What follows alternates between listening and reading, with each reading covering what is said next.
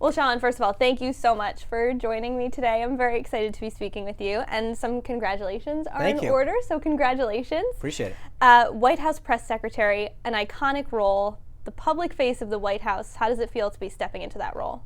It's an honor. You grow up here in Rhode Island, and you see things on TV, and you wonder, how does that person get that job? And now I'm going to have the honor of having that position, and it really is a humbling thing. And to know that you're going to be the spokesperson for the country. There had been speculation for weeks that you were going to get this position, but obviously we just found out a couple days ago officially. How did you formally find out that this was going to be your new job? The president-elect called and congratulated me. And at that moment I knew it was real. But there's been a lot of speculation, a lot of talk, but until the president-elect calls and tells you, it's never final. Yeah, what was it like getting that phone call? What did he say? He called. I mean, he obviously knew that I was interested in the position, and he called and just said, "Congratulations, you're going to be great at this. I'm glad you're going to do it, and I'm really proud of you and the work that you've done, and let's do great things together." It was very inspiring. So you mentioned it yourself, growing up in Rhode Island, seeing this type of thing on TV, you wonder, how do you ever get there? Tell us a little bit about growing up here and what led you into politics. I grew up in Barrington. My father's side of the family is from Newport. My mom's from Barrington, and attended schools here, and then went off to Portsmouth Abbey for high school, and then Connecticut College. And it was at Portsmouth Abbey I got really interested in sort of politics, if you will. I volunteered on a couple races. John Chafee had been running for re-election at one point. Just basic stuff, going in and helping out. And then when I was in college, I started volunteering on local races in Connecticut. And I really found it interesting and inspiring, and I liked it, the intensity. And so I just kept doing that, volunteering. I worked in the Connecticut State Legislature. And then my first real paying job after college was as a field person for the race in Eastern Connecticut. So it is possible to go from little Rhode Island to the White House. Yeah, but look, I think we've got a lot of great political stars. General Mike Flynn is the National Security Advisor from Middletown.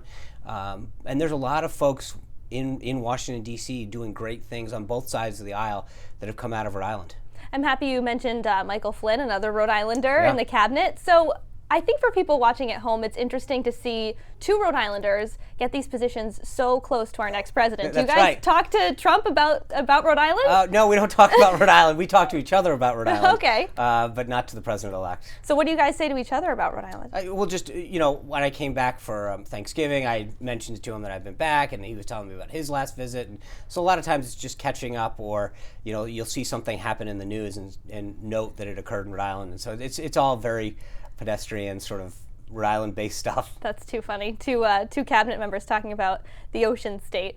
Obviously, Rhode Island is a very deeply blue state, but President-elect Trump did pretty well here. Yeah. I think it was his or the best Republican showing in a presidential race since 1988. That's right. So why do you think that is? Well, first, I mean, we haven't done well presidentially as Republicans in Rhode Island, but I think we've done a pretty good job gubernatorially, and you look at some of the leading mayors, Scott Avedisian in Warwick, Mayor Alan Fung in Cranston. They're overwhelmingly reelected because they do a phenomenal job. I think we probably have a little bit more trouble in Providence, but we've done well at the city and state level, not presidentially. But why Trump did well is because I think Rhode Island struggles with jobs and the economy, and I think he brought a sense of honesty and authenticity about his desire to help American job creation, our economic growth.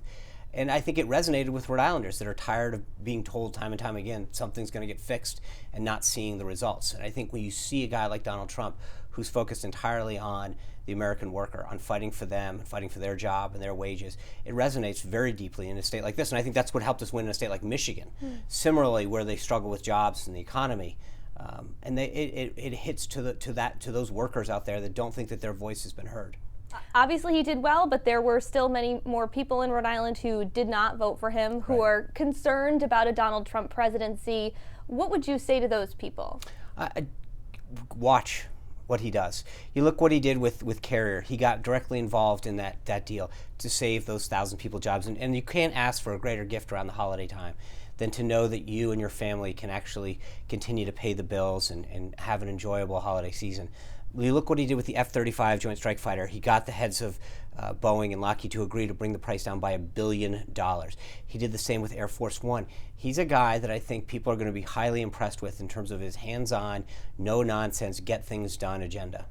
What's the transition process been like? Obviously, we've been seeing a lot of the lobby of Trump Tower, right. all of these people coming in and out. What's it like sort of behind closed doors? It is very intense. You look at the amount of decisions that are being made, the number of picks. He's got the largest number of people in his cabinet in modern history, and I only say that because we've only gone back to like 1940, but I probably in history. And I think it is constantly, every day, an agenda of actually getting things done, putting that legislative agenda together, going through the personnel picks that need to get to round out the cabinet and other senior staff positions. But there isn't a boring minute. Donald Trump, very large personality. That's right.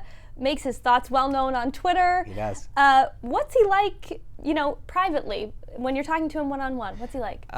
He is caring and gracious, and I think that's a side of him that hopefully in this role I can help get out a little bit more. He really takes an interest in people that may not be as well known. And you look at the people that have been around him, whether it's in the Trump organization or in his properties, in a lot of cases it's 10, 15, 20, sometimes 30 or 40 years. And it's because he shows such a genuine interest in people's lives and their well-being. And that's the kind of president that he's going to be. Obviously, President-elect Trump is known for doing things his own way. That's right. As the White House press secretary, how do you think your role will be different? What can we expect when you step into that role? Well, I think that his use of social media in particular, you brought it up, is going to be something that's never been seen before. He has this direct pipeline to the American people where he can talk back and forth, almost 17 million people on Twitter, but combined with Facebook and Instagram, it's well over 40 million. And I think that allows him to add an element of a conversation that's never occurred. He can put his thoughts out and hear what they're thinking in a way that no one's ever been able to do before. But you're right. I mean, he does communicate in a much bigger way than ever has been before, and I think that's going to be just a really exciting part of the job. Well, we look forward to seeing you behind the podium in Thank the you. briefing room, and we'll be watching for sure. I hope you guys get to come down to the inauguration and come visit. We've got a lot of Rhode Islanders. That would be great. Anything else you'd like to add or let No, people know? I'm good. Thank you for having me. Okay, great. Thank you so much.